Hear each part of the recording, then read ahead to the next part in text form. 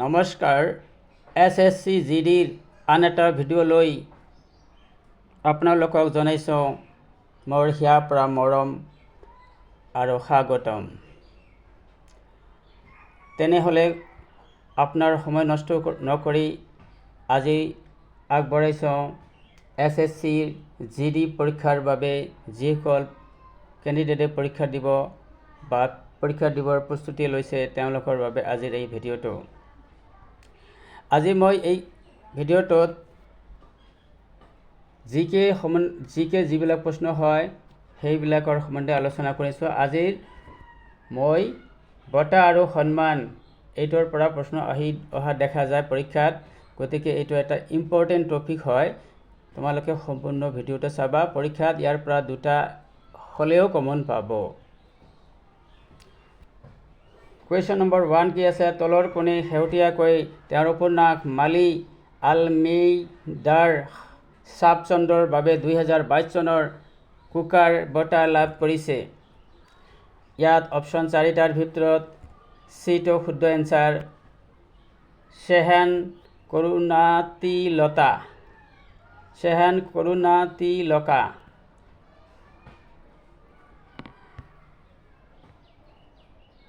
Question number 2 তলৰ কোনে 2022 চনত পদাৰ্থ বিজ্ঞানৰ নোবেল বঁটা লাভ কৰা নাই?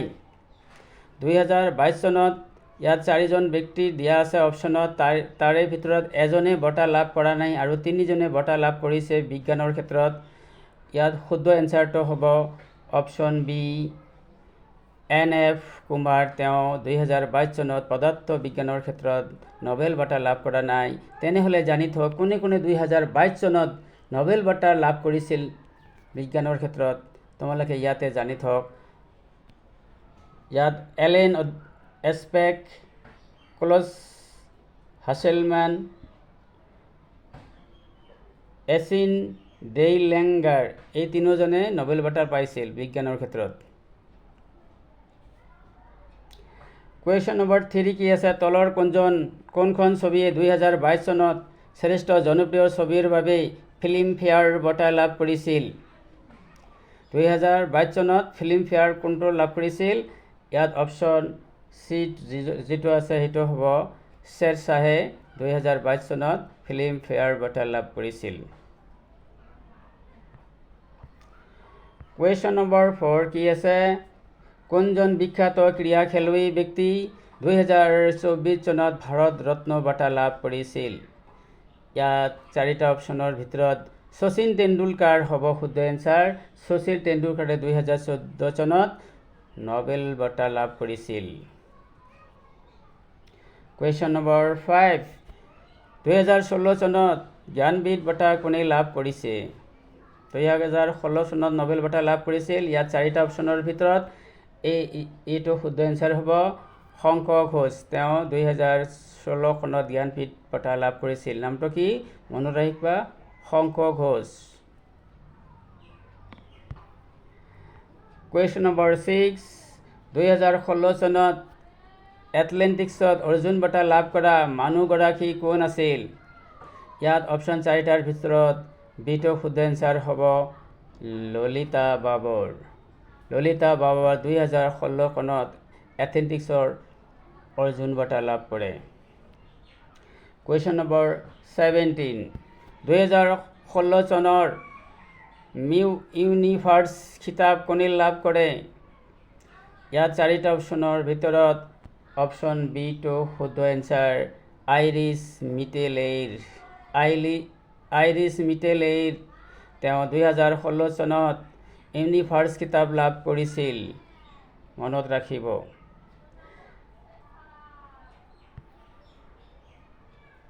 নেক্সট কুৱেশ্যনটো কি আছে? গেছি বঁটা কোন ক্ষেত্ৰত দিয়া হয়? গেছি বঁটা সাধাৰণতে সংগীতৰ ক্ষেত্ৰত দিয়া হয়। B is the correct answer. Question number 9 প্ৰথমগৰাকী মহিলা কোনে ভাৰত ৰত্ন বঁটা লাভ কৰিছিল? মহিলাৰ ভিতৰত প্ৰথমে ভাৰত ৰত্ন বঁটা লাভ কৰিছিল ভাৰতৰ প্ৰধানমন্ত্ৰী Shrimati Indira Gandhi. B is the correct answer. Question number 10 তলৰ কোনজন ক্ৰীড়া ব্যক্তিয়ে ৰাজীৱ গান্ধী মেলৰুন বঁটা লাভ কৰিছে? ৰাজীৱ গান্ধী মেলৰুন বঁটা কোনে লাভ কৰিছে? ইয়াত অপশ্যন বিটো শুদ্ধ এনচাৰ হ'ব চাইনা নেহৱাল। চাইনা নেহৱালে ভাৰতত ৰাজীৱ গান্ধী মেহৰুন বঁটা লাভ কৰিছিল। মনত ৰাখিব, এইটো অহাৰ মষ্ট সম্ভাৱনা আছে। কুৱেশ্যন নম্বৰ 11 কি আছে? তলৰ কোনগৰাকী ভাৰত ৰত্ন বঁটা লাভ কৰা নাই? ইয়াত 4টা অপশ্যনৰ আছে, তাৰ ভিতৰত 3জনে ভাৰত ৰত্ন বঁটা লাভ কৰিছে আৰু এজনে ভাৰত ৰত্ন বঁটা লাভ কৰা নাই। সেইজন ইয়াৰ ভিতৰত মহাত্মা গান্ধী, তেওঁ ভাৰত ৰত্ন বঁটা লাভ কৰা নাছিল। আৰু 4জনে লাভ কৰিছিল পণ্ডিত জৱাহৰলাল নেহৰু, অটল বিহাৰী বাজপেয়ী, শচীন তেণ্ডুলকাৰ। এই 3জনে নোবেল বঁটা লাভ কৰিছিল, কিন্তু মহাত্মা গান্ধীয়ে নোবেল বঁটা লাভ কৰা নাছিল। কুৱেশ্যন নম্বৰ 12 তলৰ কোনগৰাকী নোবেল বঁটা লাভ কৰা নাই? ইয়াতো নোবেল বঁটা লাভ কৰা 4জনৰ ব্যক্তিৰ কথা উল্লেখ আছে, তাৰ ভিতৰত ডিটো নাই। ডিটো ডক্টৰ APJ আব্দুল কালাম, তেওঁ নোবেল বঁটা লাভ কৰা নাছিল, তেওঁ ভাৰত ৰত্ন বঁটাহে লাভ কৰিছিল, গতিকে এইটো শুদ্ধ এনচাৰ হ'ব। মাদাৰ টেৰেছাই নোবেল বঁটা লাভ কৰিছিল। কৈলাশ সত্যাৰ্থী তেওঁ লাভ কৰিছিল।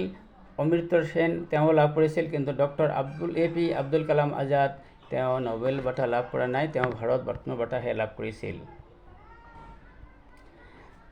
কুৱেশ্যন নম্বৰ 13 তলৰ কোনটো বঁটা খেলুৱৈ ক্ৰীড়া আজীৱন কৃতিত্বক স্বীকৃতি দিয়া হয়? আজীৱনৰ বাবে যিটো দিয়া হয় সেইটো হৈছে ধ্যান চাঁদ বঁটা। যিটো দিয়া হয় সেইটো একেবাৰে এককালীনভাৱে এই বঁটাটো প্ৰদান কৰা হয়। মনত ৰাখিব, ধ্যান চাঁদ বঁটা সেইটো আজীৱনৰ বাবে দিয়া হয়। কুৱেশ্যন নম্বৰ 14 কি আছে? তলৰ দিয়াসকলৰ ভিতৰত কোন ফিফা ফুটবল বঁটা 2019ৰ শ্ৰেষ্ঠ প্ৰ খেলুৱৈৰ বঁটা লাভ কৰিছে? ইয়াত অপশ্যন 4টাৰ ভিতৰত লায়নেল মেছি, তেওঁ 2019 চনৰ পুৰুষৰ খেলুৱৈৰ বঁটা লাভ কৰিছিল ফুটবলৰ ক্ষেত্ৰত। নামটো মনত ৰাখিব, লায়নেল মেছি, তেওঁ ফুটবলত বঁটা লাভ কৰিছিল। কুৱেশ্যন নম্বৰ 15 আছে 2016 চনৰ হিন্দীত সাহিত্য একাডেমী বঁটা কোনে লাভ কৰিছিল? হিন্দীত যিটো পাইছিল তেওঁৰ নাম আছিল নাছিৰা শৰ্মা। কুৱেশ্যন নম্বৰ 16 2016 চনৰ জ্ঞানপীঠ বঁটা কাক দিয়া হৈছিল? ইয়াত অপশ্যন 4টাৰ ভিতৰত কোনটো এনচাৰ হ'ব? এনচাৰ এইটো শুদ্ধ হ'ব, শংকৰ ঘোষ, তেওঁক জ্ঞানপীঠ 2016 চনত জ্ঞানপীঠ বঁটা অৰ্জন দিয়া হৈছিল। কুৱেশ্যন নম্বৰ 17 ব্ৰিটিছ প্ৰধানমন্ত্ৰী উইনষ্টনৰ চাৰ্চিল কিহৰ বাবে নোবেল বঁটা পাইছিল? উইনষ্টনৰ চাৰ্চিল তেওঁ কিহৰ বাবে নোবেল বঁটা পাইছিল? তেওঁ সাহিত্যৰ বাবে নোবেল বঁটা পাইছিল। কুৱেশ্যন নম্বৰ 18 কোনটো বছৰত অৰ্জুন বঁটা প্ৰতিষ্ঠা হৈছিল? কোনটো বছৰত অৰ্জুন বঁটা কেতিয়াৰ পৰা দিয়া হৈছিল এইটো বুজিছে, গতিকে ইয়াত অপশ্যন চিটো 1961 চনত এইটো শুদ্ধ হ'ব। 1961 চনত অৰ্জুন বঁটা প্ৰতিষ্ঠা কৰা হৈছিল। কুৱেশ্যন নম্বৰ 19 তলৰ কোনটো চহৰক নোবেল শান্তি বঁটা প্ৰদান কৰা হৈছে? ইয়াত শুদ্ধ এনচাৰটো হ'ব অছলো। অছলোক নগৰখনক শান্তিৰ বাবে বঁটা প্ৰদান কৰা হয়। কুৱেশ্যন নম্বৰ 20 ভাৰতৰ ব্ৰিটিছ ভাইচৰয় লৰ্ড কাৰ্জনে উইচাৰহীন সোণৰ পদকেৰে সন্মানিত কৰা বিখ্যাত ভাৰতীয় চিত্ৰশিল্পীজনৰ নাম কি? তেওঁৰ নাম আছিল ৰাজা ৰবি শৰ্মা। অপশ্যন চিটো শুদ্ধ এনচাৰ, ৰাজা ৰবি শৰ্মা। কুৱেশ্যন নম্বৰ 21 দ্ৰোণাচাৰ্য বঁটাৰ সৈতে জড়িত। ইয়াত 4টা অপশ্যনৰ ভিতৰত কোনটো শুদ্ধ হ'ব? এনচাৰ চি, ক্ৰীড়া প্ৰশিক্ষক। কুৱেশ্যন নম্বৰ 22 কমলা পুৰস্কাৰ কোন ক্ষেত্ৰত দিয়া হয়? উত্তৰ সাহিত্যত। কুৱেশ্যন নম্বৰ 23, সমাজ সেৱাৰ ক্ষেত্ৰত পদ্মশ্ৰী বঁটাৰে 2018 চনত কোনে সন্মানিত হৈছিল? ইয়াত অপশ্যন চিটো শুদ্ধ এনচাৰ শ্ৰী সুধা মসু দিৱস, শ্ৰী সুধা মসু বিশ্বাস। কুৱেশ্যন নম্বৰ 24, দাদা চাহেব ফাল্কে বঁটাৰে 2015 চনত কোনে সন্মানিত হৈছিল? ইয়াত অপশ্যন এ হ'ব মনোজ কুমাৰ।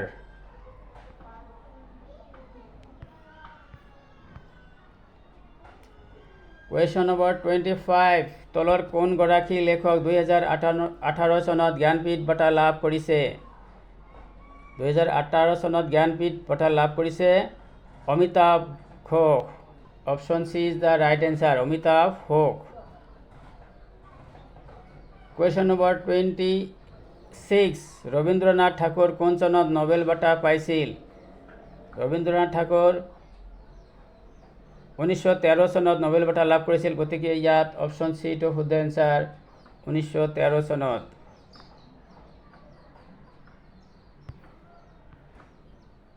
কুৱেশ্যন নম্বৰ 27, তলৰ কোনগৰাকী 2019 চনত ভাৰত ৰত্ন বঁটাৰে সন্মানিত নহয়? ইয়াত নহয় কৈছে, তেনেহ'লে 2019 চনত তিনিজন, ইয়াত চাৰিটা অপশ্যনৰ ভিতৰত তিনিজনে ভাৰত ৰত্ন বঁটা লাভ কৰিছিল, এজনে লাভ কৰা নাই, তেওঁ হৈছে শ্যামা প্ৰসাদ মুখাৰ্জী। এইটো হ'ব। তেনেহ'লে 2019 চনত ভাৰত ৰত্ন বঁটা কোনে কোনে লাভ কৰিছিল ইয়াতে জানি থওঁ। নানাজী দেশমুখ, ভূপেন হাজৰিকা আৰু প্ৰণৱ মুখাৰ্জী, এই তিনিওজন 2019 চনত ভাৰত ৰত্ন বঁটা লাভ কৰিছিল। কুৱেশ্যন নম্বৰ 28, কি আছে? 1968 চনৰ সাহিত্য একাডেমী বঁটাৰে সন্মানিত ব্যক্তি কোন? ইয়াত 1968 চনত সাহিত্য একাডেমী বঁটাৰ কোনে সন্মানিত হৈছিল তেওঁৰ নাম বিচাৰিছে। ইয়াত শুদ্ধ এনচাৰটো হ'ব হৰিভক্তা ৰায় বচ্চন। হৰিভক্তা ৰায় বচ্চন 1968 চনৰ সাহিত্য একাডেমী বঁটাৰে সন্মানিত হৈছিল।